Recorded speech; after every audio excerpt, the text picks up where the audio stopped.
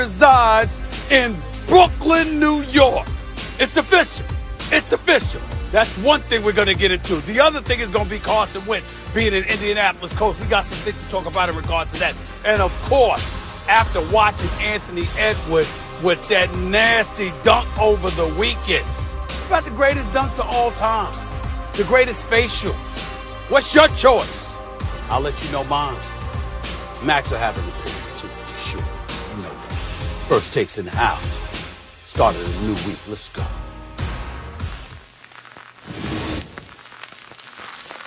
Where's my DJ? Put that camera on me. Can't believe what I just heard. Are you good or bad at what you're doing? You're terrible. You're the worst. Something is wrong with you. This is the definition of player First Take, the best show on television. Stop right there. He's the best. Definitely co-sign that sentiment. Thanks for tuning in to First Take. Start the damn show. What's going on, everybody? Welcome into First Take on a Monday. Max Kellerman, Stephen A. Smith. I'm Molly Karen Rose. Hope you all had a fabulous weekend. Gentlemen, we got plenty to talk about, or what? So let's dive right into it. We're starting in the association. BK, stand up. That's all I got to say. The Brooklyn Nets, fellas, taking down who? Oh, Kawhi and the Clippers. And who? LeBron and the Lakers. The Nets have the second best record in the East and the best record against teams above 500. Max, did the Nets prove to you that they are the best team in the association? Not yet. No, they didn't. Now, they're going to be a problem. At the very least, the Nets are a problem. And without, once KD and Kyrie and James Harden and Joe Harris and all these guys are healthy and playing together, they're only going to get better. They're going to be a problem. But have they proved they're the best because they beat a Lakers team without AD? Because they beat a Clippers team where Paul George is on minute restrictions and James Harden gets away gets a call that he didn't deserve after a flop? No, they didn't prove that. Stephen A., I noticed you're not talking about the Knicks this morning, by the way. After all that talk last week, I noticed we're focusing on the Nets. Yes, the Nets are going to be the greatest offensive team of all time, if they're not already. By the end of this season, they will be, by not a little bit, the greatest offensive team of all time. But there's only one team in the NBA that is elite, especially when AD is there, on both ends of the floor. Elite, offense and defense, and that's the Lakers. The Lakers are the reigning and defending NBA champions. They basically went wire to wire last year. Gentlemen swept the West 4-1, 4-1, and didn't go even 7 games in the finals against a very plucky Heat team. That's this Lakers team. Did they get better or worse in the offseason? They got better. They got better in the offseason. The defending champions who never got extended last year's playoffs, who went wire to wire, got better in the offseason. Now, of course, all of this assumes AD's health. If AD is healthy, the Nets and the Lakers will be an epic finals. But I'm not ready to sit here today and say, yeah, it's the Nets. They should be favored. No, the defending champion Lakers, all roads to the championship go through the defending champion Lakers if AD is healthy. Well, again, if AD is healthy, that's the caveat there. But I don't believe he's going to be 100% for the rest of the season. I think that eventually when he comes back, he's still not going to be 100%, and he's going to be playing relatively timid. He's going to have to watch his lateral movement. He's going to have to watch sharp cuts and things of that nature. He's not going to be himself, and that's the reason that I've got the Brooklyn Nets as the best team in basketball.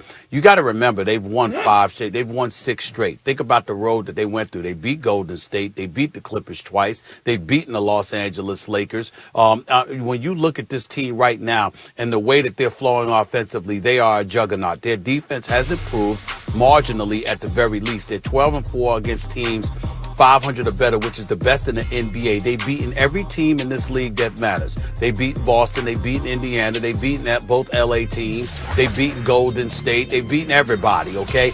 And that's with their roster being relatively sporadic, because whether Kevin Durant was there with Kyrie and no Harden, whether Harden was there with Kevin Durant but no Kyrie, whether Kyrie and Harden was there with no KD.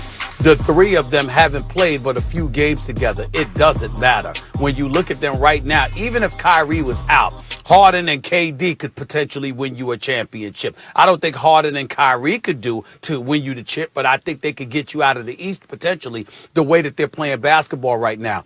Harden's level of unselfishness can't be applauded enough.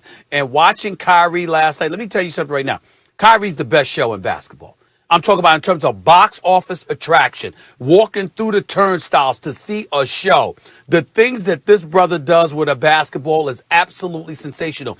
And the level of unselfishness that he is showcasing, he deserves a lot of credit for that. Now, in the fourth quarter, he only shot 2 of 9 yesterday, 0 of 4 from three-point range. So there was a little hero ball going on, and we understand that that's something that can't happen if they're going to win the chip. But I'm looking at the shots that he has set up for other people. He's been absolutely sensational. And defensively, they have stepped up. And again, the unselfishness with him and Harden getting the Joe Harrises, the Jeff Greens, the TLCs, and others involved, the Bruce Browns. I mean, they are distributing the basketball offensively in terms of Nash with Mike D'Antoni. We've seen a positive impact. There isn't a better team in basketball. And by the way, the one game they had against Utah this year, they beat Utah by 34. I'm just telling you right now, these brothers look absolutely, positively special. And I don't see anybody outside of a healthy Lakers squad with Anthony Davis standing in their way. And he better be 100%, or even that ain't going to be enough. Welcome to the Kyrie is the best show in basketball party. I've been saying he's the best show in basketball, but the difference is what you pointed out. They're winning. Kyrie has always been a great show. Even last year when things weren't great and you're like, well, at least Kyrie is putting on a show early. That's not true. What's that? No, it was inconsistency. And Max, you're living proof of it because you spent more time, and Molly is an eyewitness to this, you spent more time talking about what a disruptive force Kyrie was than what a showstopper he was. That's why the more important thing, look, the show is no doubt. No doubt. He's spectacular. He's doing it in service. I'm talking now, night in, night out now. He's been, but, you know, he's put up numbers where you have to do it night in and night out, and he looks spectacular and wows the crowd. But really, teams have functioned worse too often with him. And the difference this year, and he's played on teams with good players, like once he left Cleveland, very good players. But those guys were not yet great in Boston. There's no evidence of that other than Boston. What evidence of what? In terms of teams playing bad with him. The only evidence of that was Boston. No, Cleveland until LeBron showed up was one of the most losing franchise in the NBA. I understand he just got in the league. He was a rookie. He was the first 2 years of the league. That's okay. They were still one of the worst teams in the NBA. They got better each year he was there. And on Brooklyn, the team did not function better with him than without him, and they were not a great team. That's the reality of Kyrie Irving. It's not the reality anymore. It's not the reality anymore. Right. He's playing with other great players, not just other good players. And it's made a huge difference in his game because he trusts them differently, obviously. And because of that, you can point out Harden's unselfish play. That's true. Harden, you know, since he's been in Brooklyn, has been as good as anyone in the league. But really, Kyrie remains the key in that way. Kyrie is the one. Is he going to play too much hero ball, et cetera, et cetera? He hasn't. Kyrie has figured it out with Harden, and they look amazing. And once KD comes back, they're going to be incredible. Who's the best player in the NBA? Still LeBron James. And AD has a case to be the second or top three, you know, obviously top five. The Lakers, and the difference is the Lakers do it on both ends of the floor because AD came on this show last year and told us, I challenged LeBron. That's what, defensively, that's why LeBron, his defense is more similar to what it was in Miami than what it was in Cleveland since AD got to the team. And that two-way play on the Lakers makes them the favorites if everybody's healthy until further notice. First of all, you're wrong. Kyrie Irving and the Cleveland Cavaliers got better each year that he was there. After LeBron left, he was a rookie, #1 overall pick. They got better each year that he was there before LeBron got there, and they went to the final. I'm saying they got better each year. He was a rookie, and they got better each of the 3 years that he was there before LeBron James arrived. That's #1. #2, make up your mind about Anthony Davis. #2, #3, #5. Which one is it? #2. Okay, that's the bottom line. #3. Well, you could argue anywhere between 2 and 5. When you look at what I'm saying, you can argue. Pick one. Pick one. I got him top 3. All I'm saying is you said 2, 3, or 5. That's what I'm talking about because we talk about Joel Embiid later. Let's not forget that in the show. Then we got a situation right now when you look at the Nets and you're talking about D'Antoni and you're talking about Nash and you was talking about their defense. And I told you back then, I said, excuse me, Max, all they have to do is improve marginally. All they have to do is improve marginally on the defensive side of the ball. Offensively, they're going to be unselfish. They're going to share the ball and watch how they look. This is what it is. And so now they're going up against teams. They're playing a complete game, even without one of their weapons, their best weapon, which is Kevin Durant. And their Brooklyn Nets are the best team in basketball right now. The Brooklyn Nets are going to have the greatest offense of all time if they don't already. You got to prove you're the best team in basketball. There's only one way to do that. We said the best team right now. Okay. Operative words All right. right As far as now. offense, This year.